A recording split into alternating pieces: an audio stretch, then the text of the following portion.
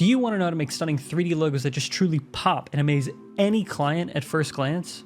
Well, me too. But if you want to make logos like this,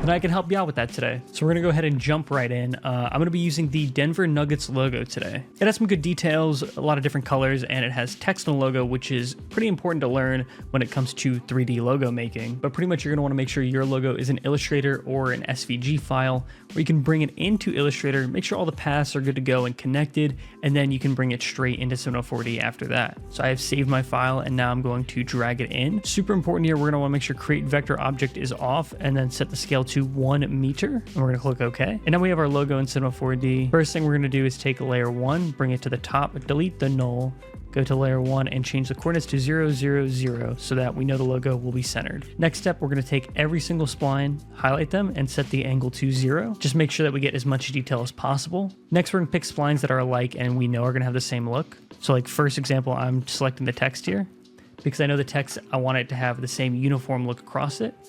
So we're going to take all of them and connect as an object. And we're going to continue to do that, like the top of this basketball here, that's all white. We're going to connect those, and the bottom of the basketball, same thing. And then we'll do it with these 2 stars. And now that we have that done, we have a lot less splines to work with, which overall just makes it easier. This next part isn't mandatory, but I like to label my layers. I've just finished renaming all my layers. Again, not mandatory, just helps keep you organized. And now we're going to hit Shift and then C, and then type in the word extrude. And we're going to bring in this generator spline. Now that it's here, we're going to want to pick the main piece of the logo. For me, it's going to be these pickaxes. You want to pick the main focus of the logo, the thing that's going to have the most detail. And I'm going to take this extruded object and bring it above the picks. And there we go. We have our first extrusion. Next thing we're going to do is click the extrude object and then go over to caps. From here, there's a lot of different settings on what you can do, but I'm just going to show you a quick few today. What I usually like to do from here is click load preset. And 704D has this awesome library of presets that you can use. It's all up to preference at this point. You can pick whatever you prefer. And I'm going to choose half circle. So as you can see, we zoom in, we already have a nice little detail going on here, but let's go ahead and customize it a little bit more. We're going to bring up the size so we can get a little bit more detail. Subdivision's at 30 right now and it looks good, but if you need more, feel free to up that. Not all the presets have this, but tension, it just kind of changes the shape a little bit. As you can see, as we raise the tension, it gets more defined, and as we lower the tension, the less defined it is. I'm going to leave it probably at about 46. And then from here, I'm going to hit the extrusion button and change the offset. I'm going to bring it to about 6. Again, it just adds a little bit more minor detail. And now that we've done that, I'm actually going to raise the tension up just a little bit more. This is another option you can choose. If you go down, you can click bevel outside, which it does add a very cool look to it, but it's not going to work here for me. So we're going to leave that off and keep our look. So whenever you're happy with your look, you're going to go ahead and take that extrude object, copy it, and then paste it and delete the picks or whatever your spline was. You're going to count the remaining splines, which I have 12, and we're going to create 12 of these. Then we're going to take all of them and just bring them to each of the splines like so.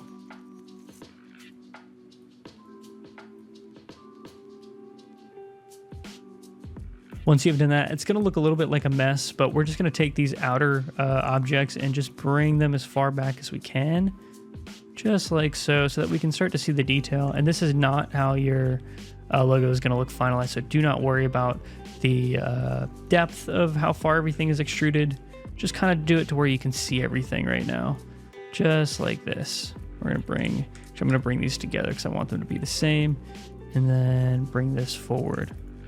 And I think that should be everything. But now we can see all our layers, and I'm immediately seeing a few errors. First one is this tiny little shading detail that's in the logo. It doesn't really translate well. Some logos that just have these minor color and shading pieces, it's just not going to translate well, but trust me, you're totally fine to get rid of them. It's not going to make or break the logo. Next thing I'm noticing is the text does not look good in this style that we made.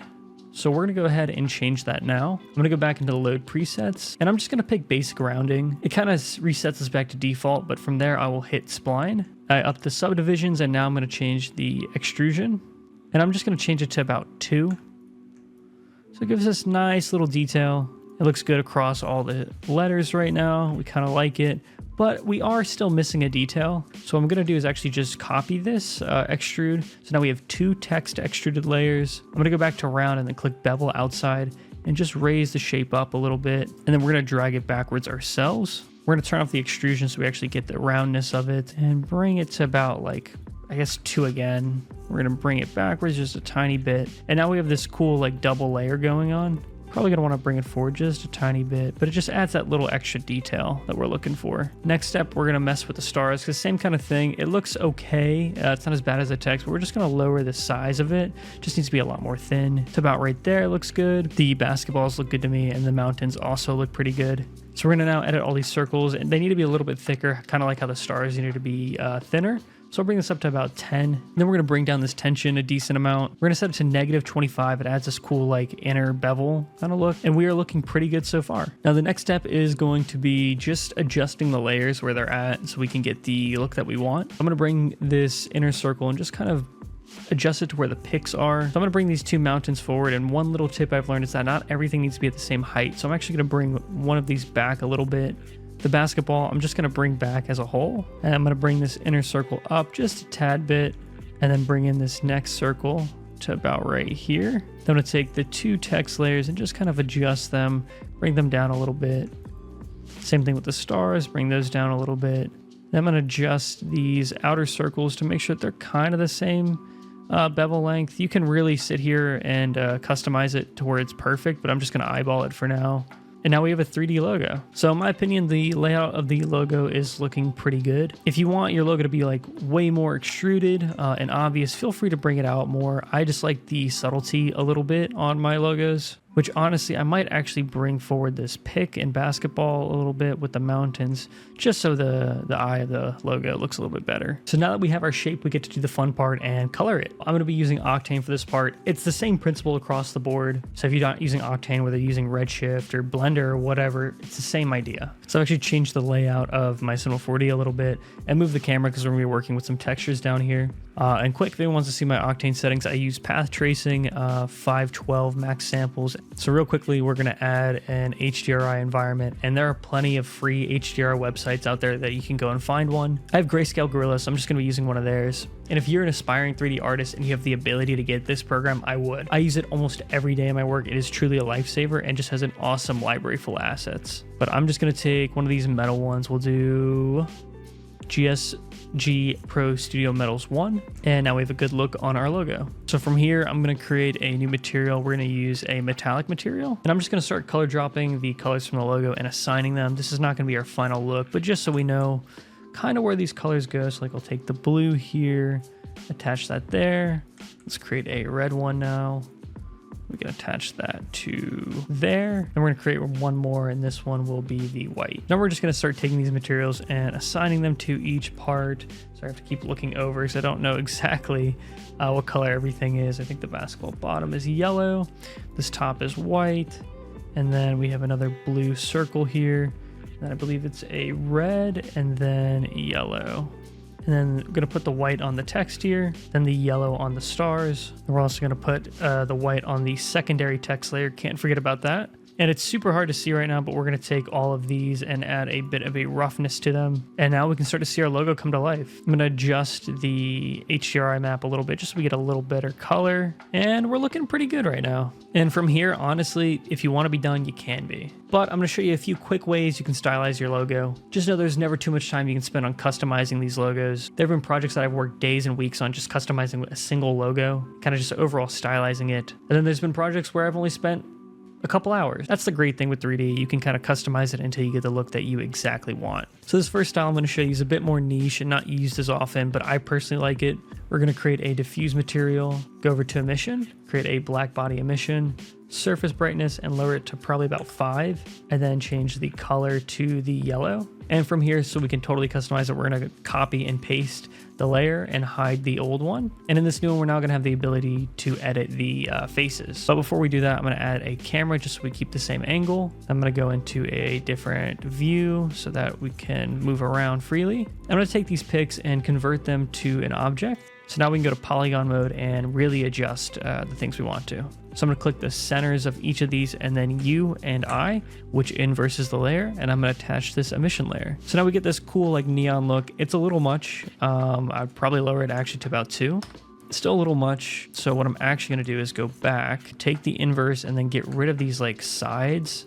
Because I think that's what's making it appear too bright. Select tools and then loop selection and click control and click. And then we're going to attach the diffuse layer and it's going to look a little bit less overwhelming. And we can turn on the HDRI and see the look that we're getting.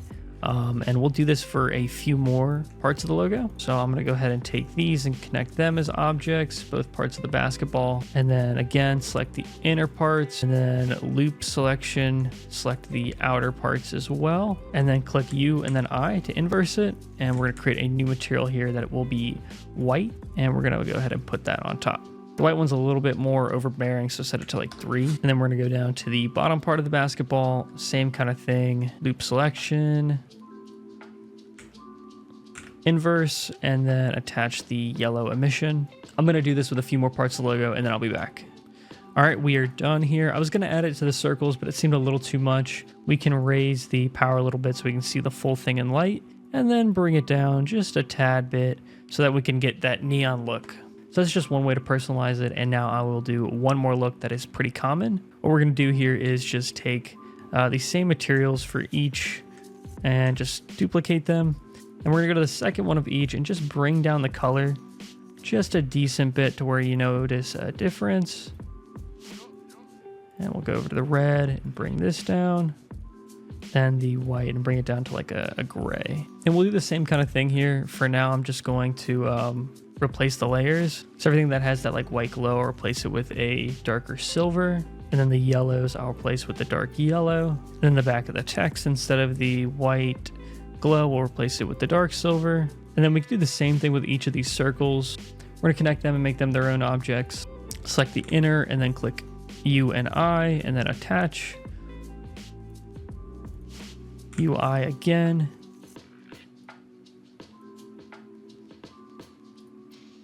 And then again. And again. And then last time for good measure. And we're going to attach that. So now when we bring the light back in, you can kind of see we have that nice, unique, like outer shine to it. And I'm realizing one of these did get messed up. I believe it's this one. This should be blue. Yeah, there we go. I'm just going to reapply the layers just in case, because I think I added the wrong one. But when we get really close into the logo, you can see the detail that we have and the kind of that outer border. And honestly, if you really want to like make it more dramatic, you can just lower it even more. The dark blue, it's hard because it's already kind of as dark as it can be. But overall, we have a pretty good look. Now I'm just going to set up the camera a little bit, add a little bit of depth of field, and added in some accent lights. So now we can see how it looks as a full render. And I'm going to customize it just a little bit more. So I took a few minutes and added in some custom textures. We can take a closer look. We have this kind of like corroded gold, this like smudged silver, and then on the background, you can kind of see this like fabric pattern. And overall, these are some things you can add to your logos that really just bring it home. I know some people prefer the clean metals look or the dirty metals look. This is solely just an example of some things that you can do. But as I mentioned earlier, this is something that you can spend hours on, or you can spend days and even weeks on. Just work on it until you're happy with the product. And if you'd like to see a video where I fully stylize a logo from start to finish over a couple days, kind of explaining my process and why I'm doing everything, let me know down in the comments and I'll see if I can make that happen. So I brought the logo back to normal just so we can see it again, but we are pretty much done here. So here's how the final render looked. I'd say it came out pretty well. But I hope you all enjoyed, and if you have any questions, feel free to leave them down in the comments. I'll be trying to make more tutorials over the next coming weeks. Please leave a like and subscribe, and I'll see you on the next one.